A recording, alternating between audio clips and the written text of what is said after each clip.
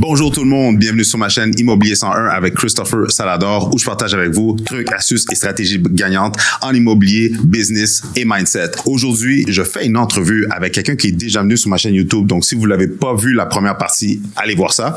Mais je suis avec mon cher Uriel Bigot, investisseur immobilier.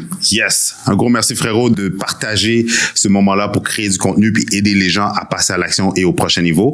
Aujourd'hui, on va parler du sujet qui est quand même le sujet du début de l'année de 2023 qui est les nouveaux arrivants lorsqu'on est étranger puis on veut investir au Canada. C'est quoi les nouveautés? Qu'est-ce qui se passe? Comment qu'on peut faire?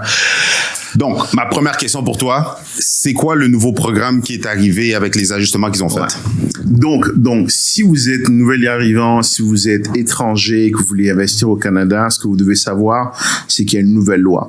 Donc, la première chose que vous devez absolument faire, c'est... Better call Chris. All right. Effectivement. La première chose à faire, c'est d'appeler Chris. Parce que la réalité, c'est que il y a une loi. On va vous partager un peu les détails de comment ça marche.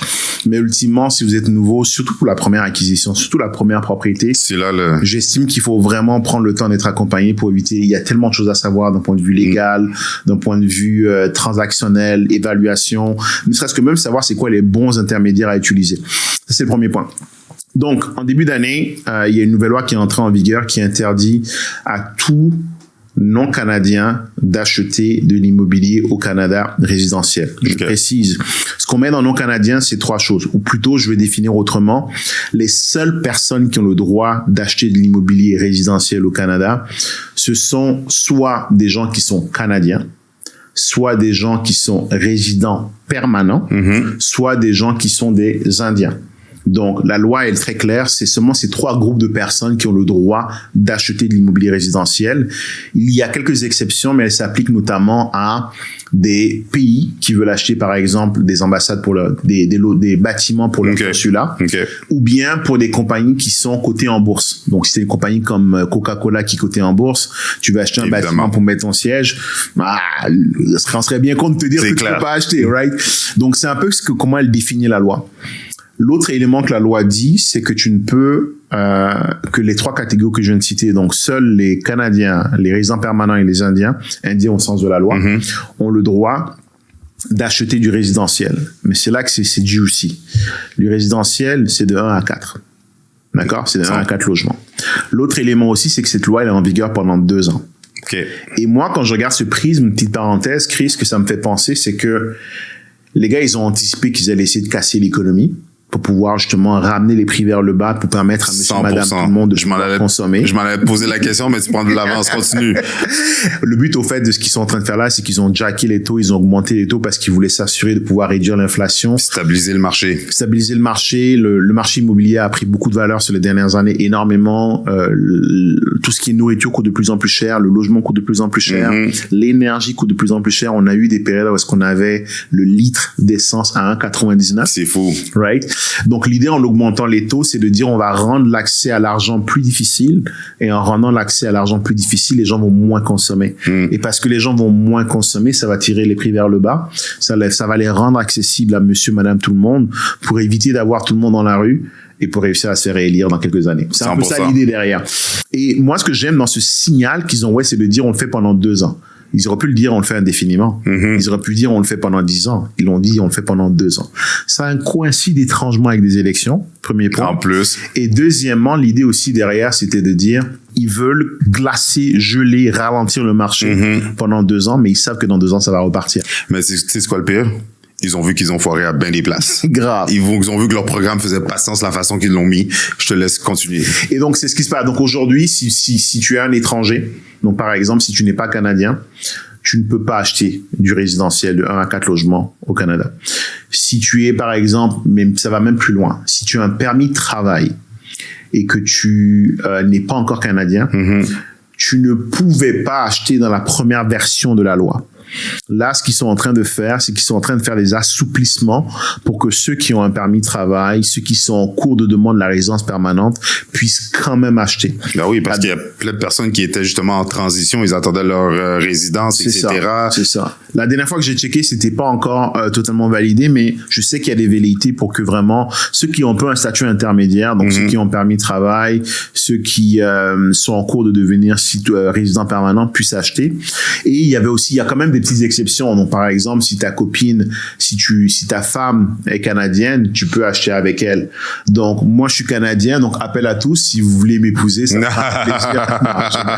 Je suis marié avec 3 enfants, je suis très bien comme ça. Mais c'est vrai, il y a vraiment eu des couples qui avaient pour projet d'acheter, qui ont été un peu freinés par cette loi-là. Puis là, ils sont en train de faire des assouplissements. Exactement. Donc, la nouveauté, elle est principalement là. Cette nouvelle loi qui est venue un peu, et j'aimerais qu'on rentre un peu dans le détail de cette loi parce que l'idée derrière, c'est de dire qu'ils allaient passer cette loi pour freiner les transactions qui sont faites par les étrangers parce que d'après eux, c'est les étrangers, donc les riches magnats qui viennent de Chine, de Russie, qui viennent racheter tout et qui tirent les prix vers le haut. Et c'est un peu un mensonge parce que je pense que dans ce même article que j'avais lu, on parlait d'une statistique qui montrait que seulement 1% des propriétés achetées au Québec étaient achetées par des étrangers. Je pense pas que c'est 1% qui tire le marché vers le haut. Le marché va vers le haut parce que la demande est très forte. L'offre ne suit pas. Exact. Donc, c'est un peu un bandage. C'est un peu un échappatoire en disant c'est la faute des étrangers, on bloque les étrangers. Ça a été fait à Vancouver, ça marchait plus ou moins. Ça a été fait à Toronto, ça marchait plus ou moins. Puis là, du coup, maintenant, ils l'ont appliqué à l'échelle du pays. Donc, c'est ça la nouvelle loi. Mais pour être franc avec toi, puis je sais que tu le vois aussi, tu le sais avec ta chaîne YouTube, l'accompagnement que tu fais, on s'entend, une chose que j'aime avec les étrangers qui arrivent ici, c'est qu'ils sont motivés et ils passent beaucoup plus à l'action, beaucoup plus rapidement que les gens natifs, les Québécois qui ont grandi ici. Parce que je le vois, j'ai des nouveaux arrivants africains, français, peu importe, mais ils arrivent ici, ils arrivent avec du cash. 2, des fois, ils avaient déjà de l'expérience aussi outre-mer, fait qu'ils arrivent déjà ici avec cette motivation-là, cette drive-là. Et, souvent, le Québécois moyen, c'est plate à dire, mais ils ont eu des petits, comment je pourrais dire, ils ont eu des petits accrochages avec le crédit, des situations financières qui ont peut-être ralenti justement leur courbe vers l'enrichissement à travers l'immobilier versus que l'immigrant qui arrive ici, souvent, ils ont des très grosses mises de fonds, là. C'est pas des blagues, là. Quand je leur pose des questions, est-ce qu'ils ont une préautorisation, etc., la mise de fonds, l'apport, combien qu'ils ont.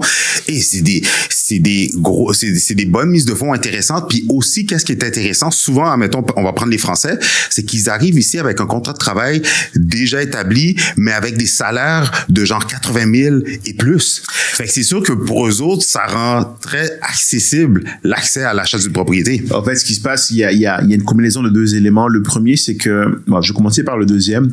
Le deuxième, c'est que c'est ça le Canada. En fait, le Canada, c'est une administration qui ramène des gens de différents horizons, mais qui choisit 100%, ce qu'elle fait venir. Exactement, c'est bien dit. Je suis au Canada parce que j'avais un master en télécommunication, parce que j'étais dans la trentaine et parce que du coup, j'allais faire des enfants. Donc, et que le jour 1, quand j'allais arriver ici, quand j'allais commencer à travailler, j'allais payer des taxes.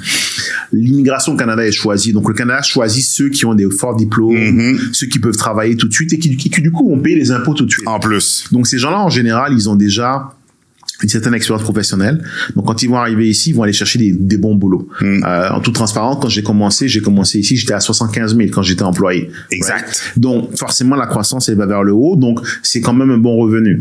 En plus de ça, ces gens-là ont déjà un peu une expérience en immobilier. Et donc, quand ils arrivent ici, ils ont déjà compris certains concepts. Mais mon deuxième point qui est violent, Chris, c'est que et ce que je te dis là, ça m'a encore arrivé hier. Il y a quelqu'un qui m'a rejoint dans mon équipe au niveau de la fabrique, qui est mon organisation, où est-ce qu'on accompagne les gens. Et je lui ai expliqué comment marchait le marché immobilier canadien. Et sa première réponse était de dire, est-ce que tu veux que je t'envoie de l'argent pour investir avec toi? J'ai dit non, je peux pas prendre ton cash parce que je te connais à peine. Parce que quand tu comprends le principe du refinancement, Chris, tu tombes de ta chaise. La seule façon de récupérer du gros cash si tu as un appartement à Paris, c'est de le vendre. Alors quand tu dis à quelqu'un qui vient d'arriver ici que tu peux faire du cash sur ton bâtiment sans avoir à le vendre, en le refinançant, pour ceux qui savent pas ce que c'est que refinancer, c'est que ton bâtiment qui vaut 100 000, si tu dois 40 000, tu peux aller voir la banque et lui dire donne-moi un autre 40 000 et tu gardes le bâtiment. Donc, tu viens de vendre le bâtiment sans avoir vendu le bâtiment. Tu viens de récupérer du cash, du gros cash, sans être départi du bâtiment.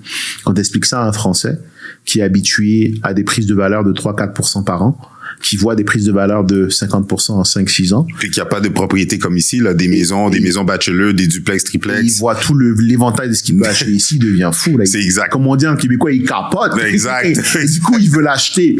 Donc, souvent, effectivement, cette population-là va avoir des plus gros moyens et va ici effectivement être aussi plus enclin à l'action parce qu'il réalise la puissance du marché immobilier. Alors que quand tu as grandi ici, c'est un peu, tu sais, tu réalises pas la force de ce que tu as, en fait. Puis ils vont être souvent dans leur zone de confort versus qu'eux autres, leur famille la plus proche est à des kilomètres. Ils ont quelques amis qu'ils ont rencontrés ici, mais ils ont aucune famille. Fait que their back are against the wall. Ils ont rien à perdre. Puis en plus, ils ont de l'argent, ils ont les moyens financiers. Donc, c'est un no-brainer.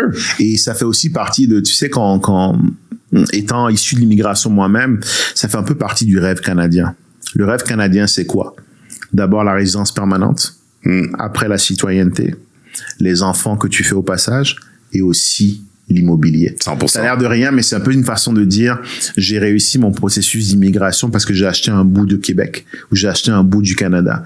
Donc, j'ai fait cette terre mienne. J'ai acquis quelque chose. Cette terre qui m'a accueilli, je me la suis accaparée un peu en partie. C'est un peu une étape psychologique. Tu sais, nous, en Afrique, quand tu atteins un certain âge, tu as des tantes qui t'appellent en te disant, mais mon fils, ta femme est où? Tes enfants sont où? Je peux te présenter quelqu'un. On te met, c'est du Tinder, là. Nous, on a inventé Tinder avant tout le monde. Tu vois ce que je veux dire? Mais l'autre chose qu'on va te demander, mais c'est que tu habites où? Est-ce que c'est à toi? Tu vois, donc c'est un peu dans notre DNA. En plus. Quand tu arrives ici de dire, bah, je dois acheter un petit quelque chose. Les gens sont pauvres en Afrique. Mais pour la plupart, ils sont propriétaires. Même si c'est un petit lopin de terre quelque part sur laquelle il met 2-3 tôles pour construire sa maison, it's mine. Il y a ce sentiment de ça m'appartient. C'est pour ça, au fait, que les gens issus de l'immigration et aussi de l'Europe, de l'Afrique comme de l'Europe, quand ils arrivent ici, ils veulent own. Ils veulent avoir du ownership. 100%. C'est pour ça qu'ils vont être super, super réactifs. Exact. Fait que, mais pour wrap it up, pour tous ceux qui nous écoutent, la réalité, si vous êtes immigrant, même si vous n'avez pas encore le statut, vous êtes dans le processus, passez déjà à l'action. Better Call Chris, contactez Uriel. Uriel a un programme d'accompagnement. Si tu peux l'expliquer brièvement, rapidement pour les gens qui nous écoutent. J'ai créé la fabrique justement exactement à cause de ce que tu viens de dire. C'est-à-dire, je pense que la connaissance sans l'expérience, c'est dangereux. Et l'expérience sans la connaissance, c'est aussi dangereux. Ce que je veux dire par là, c'est que j'ai constaté qu'il y avait beaucoup de gens comme moi qui me ressemblent, qui arrivent ici, puis tu le vois, Chris, qui savent même pas ce que c'est qu'un bureau de crédit.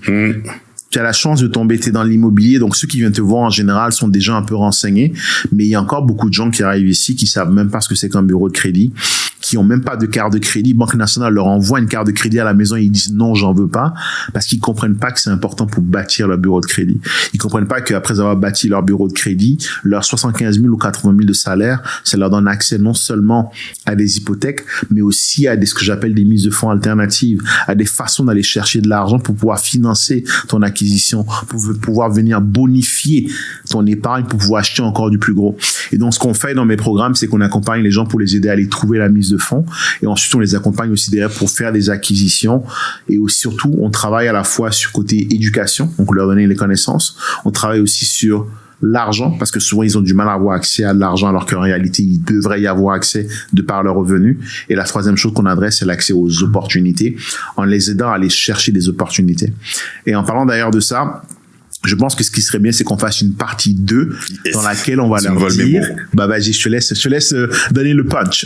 Alors, si vous avez des questions ou des commentaires, surtout si vous êtes immigrant, vous êtes nouveaux arrivants, vous êtes déjà ici, vous êtes dans le processus, vous avez des questions, mettez-les dans les commentaires plus bas, ça va nous faire plaisir à moi et à Uriel de répondre à toutes vos questions, mais surtout de vous donner la bonne information. Donc, on vous a dit que vous pouvez pas acheter si vous étiez nouvel arrivant, mais il y a des stratégies pour y arriver, pour savoir comment le faire. Et ces stratégies-là vont se retrouver dans la deuxième partie sur la chaîne YouTube de Uriel. Alors, on se revoit dans la deuxième partie, tout le monde.